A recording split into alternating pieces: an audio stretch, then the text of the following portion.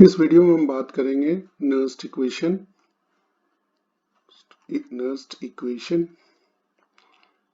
Basically ये equation क्या बताता है कि ये बताता है relationship between cell voltage and the concentration between cell voltage and the concentration. क्योंकि इससे पहले वोल्टाइक सेल बन चुका था, इलेक्ट्रोकेमिकल सेल जिसको हम बोलते हैं। अब इन्होंने इसके अलग अलग, बिकॉज वो जो था स्टैंडर्ड टेम्परेचर था पर, और ATM1 ATM प्रेशर के ऊपर था। अगर ये चेंज हो जाए यानी E नॉट ना हो तब क्या रिलेशनशिप बनेगा। तो नर्स्ट ने इसके लिए थर्मोडायनेमिक्स इक्वेशन फ्री एनर्जी को बेस लिया, और अगर फ्री एनर्जी का जो इक्वेशन है फॉर ए केमिकल रिएक्शन, उसमें डेल्टा जी जो फ्री एनर्जी है is equal to delta G not plus R T L N Q. जो क्यू है वो रिएक्शन कोएफिशिएंट है जिसके बारे में हम पहले बात कर चुके हैं, और इस रिएक्शन को आगे बढ़ाया गया और एक नया हमने रिलेशनशिप जो है सेल वोल्टेज और कंसंट्रेशन का इस रिएक्शन से पाया जो स्टार्टेड विद फ्री एनर्जी। अब इस इक्वेशन को डिवाइड किया सबको।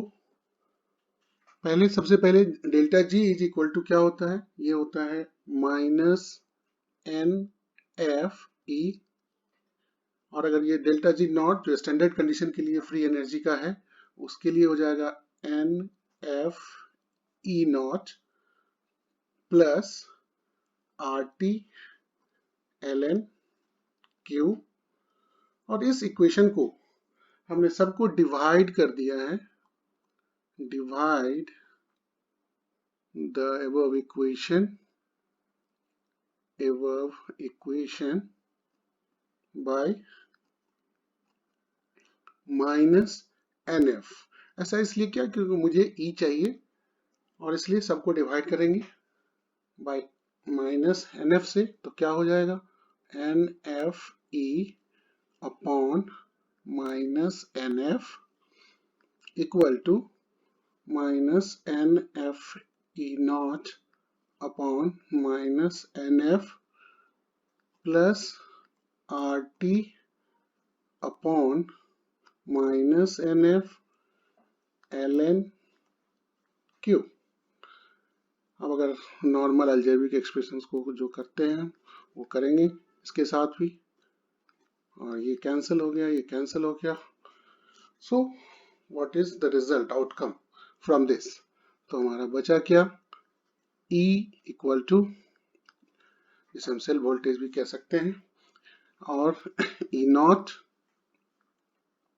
Minus R T N F L N Q.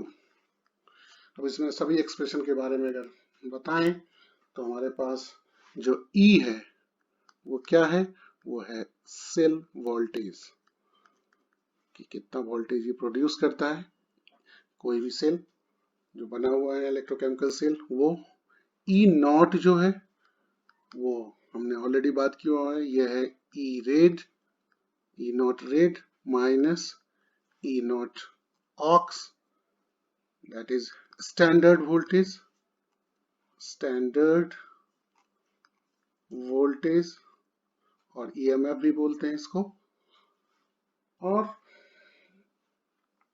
RTNF, R जो है वो गैस कांस्टेंट है, R जो है that is gas constant, T temperature in Kelvin, temperature in Kelvin, N is equal to number of electrons involved in the reaction, involved in the chemical reaction, और Q already हमने discuss किया हुआ है, और F also there. इसको बोलते हैं Faraday constant, जिसका वैल्यू होता है 96500 अप्रॉक्स फॉर कैलकुलेशन पर्पस। इसके अलावा कूलम, और इसके अलावा हमारे पास Q है, जिसके बारे में ऑलरेडी बता चुका हूं, दैट इज रिएक्शन कोसेंट। तो बेसिकली अगर आप इस पूरे को अगर और थोड़ा ऐड, इस इक्वेशन को जो हमारा नेक्स्ट का इक्वेशन हमने ऊपर डिराइव किया है, उसमें अगर गौर से देखें तो कुछ जो है ये कांस्टेंट है, फिक्स है, क्योंकि ये गैस लॉ से ऑलरेडी आया है। ये वाला पूरा पार्ट जो है, इसको अगर हम देखें तो ये सब एक जो है, खास करके जब हम टेम्परेचर जो है at temperature 25 degree Celsius and pressure 1 atm, RT upon F का जो टोटल वैल्यू होगा that will be equal to 0.0257 volt. और जब इस वैल्यू को उस इक्वेशन में RTF जो है उसको, जो हमने जो इक्वेशन लाया है उसमें अगर पुट करेंगे तो क्या हो जाएगा, E equal to E0 minus 0.0257 upon n बचेगा पूरी इक्वेशन, बिकॉज हमने सबको मिला के ये वैल्यू कैलकुलेट करेंगे आप तो आ जाएगा। एंड उसके बाद जो बचता है अपने पास ln Q।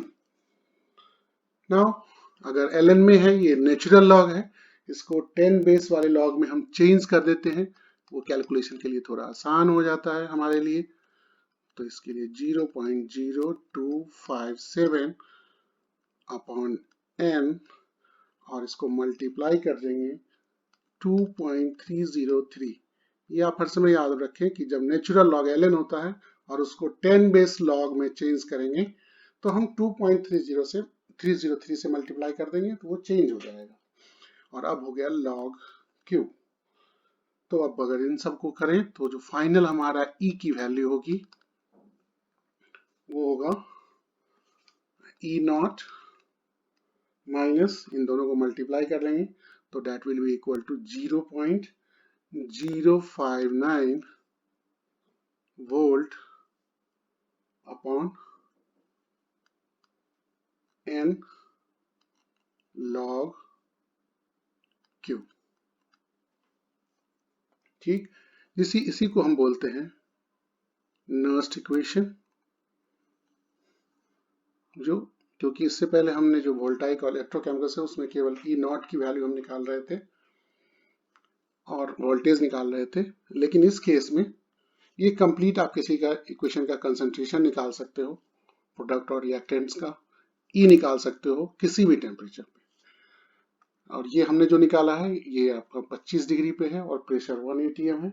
इसी को हम नर्स्ट इक्वेशन कहते हैं, इसी को हम, this is called Nernst equation. अब अगर इसमें Q की वैल्यू, जो Q है रिएक्शन कोसेंट है, उसकी वैल्यू इज ग्रेटर देन 1, उसका क्या मतलब है कि कंसंट्रेशन ऑफ प्रोडक्ट्स जो है, concentration of product is higher compared to reactants, यानी प्रोडक्ट ज्यादा बन रहा है अगर Q की वैल्यू 1 से ज्यादा है। इसी तरह से इस और क्या हो सकता है, अगर ln Q दैट इज मतलब ln Q जो है ये पॉजिटिव है, ln Q is positive, that means E जो है is less than E not. दूसरा रिलेशनशिप जो है, अगर Q है वो लेस देन, Q जो है वो लेस देन है 1 से, इसका मतलब वो product concentration of products low, is low or lower than the reactants, lower than the reactants, और that is ln Q जो होगा इस केस में वो that is नेगेटिव, ये नेगेटिव है, और E जो है is greater than E not. तो ये भी आप इस Q को देखने से पता कर सकते हैं कि उससे क्या हो रहा है पूरे इक्वेशन में। और अगर Q जो है that is equal to 1, in that case Q equal to 0 and E जो है that is equal to E naught. इन सब चीजों से बहुत सारी चीजों का पता चलता है जो जनरली पहले नहीं पता चलता था। E क्या है, E नॉट क्या है, और इससे क्या हो जाएगा कि अगर हम देखें किसी बैटरी के बारे में बोलते हैं कि उसका सेल वोल्टेज क्या है, अगर सेल वोल्टेज इंक्रीज कर रहा है, कब इंक्रीज करेगा, इंक्रीज करने का, इंक्रीज ऑफ किसका, सेल वोल्टेज, कब इंक्रीज करेगा, जब रिएक्टेंट का जो है, रिएक्टेंट जो है उसका कंसंट्रेशन हाई हो। वैसे भी देखें, जब चूंकि एक नॉर्मल लॉजिकल बात है कि एक बैटरी का जब तक रिएक्शन नहीं हुआ है तो रिएक्टेंट साइड में वो है केमिकल्स, तो उस समय जब रिएक्टेंट जो होगा अगर हाई होगा, अगर रिएक्टेंट्स कंसंट्रेशन इज हाई, तो क्या है, सेल वोल्टेज जो है वो ज्यादा है, और रिएक्शन जो है यहाँ पर स्पॉन्टेनियस हो जाएगा। तो स्पॉन्टेनियस डायरेक्टली और इनडायरेक्टली जो है गिव्स एनर्जी से ही जुड़ा हुआ है, और हमने ये रिएक्शन भी पूरा इक्वेशन जो नेक्स्ट इक्वेशन हुआ वो free energy, gives free energy से ही लाया है। और इसका उल्टा, अगर रिएक्टेंट, अगर सेल वोल्टेज लेस हो जाएगा, ये डिक्रीज कर जाएगा, डिक्रीज करेगा सेल वोल्टेज जब product concentration will be high, product concentration is high compared to reactants, यानी जिससे हम बोलते हैं कि जैसे सेल डेड कर गया, तो उसका मतलब क्या है, सेल डेड होने का मतलब कि कंसंट्रेशन ऑफ द रिएक्टेंट जो है डेड सेल यानी जो अपना बैटरी है वो सेल है वो खराब हो चुका है, तो उसका मतलब हुआ कि कंसंट्रेशन ऑफ द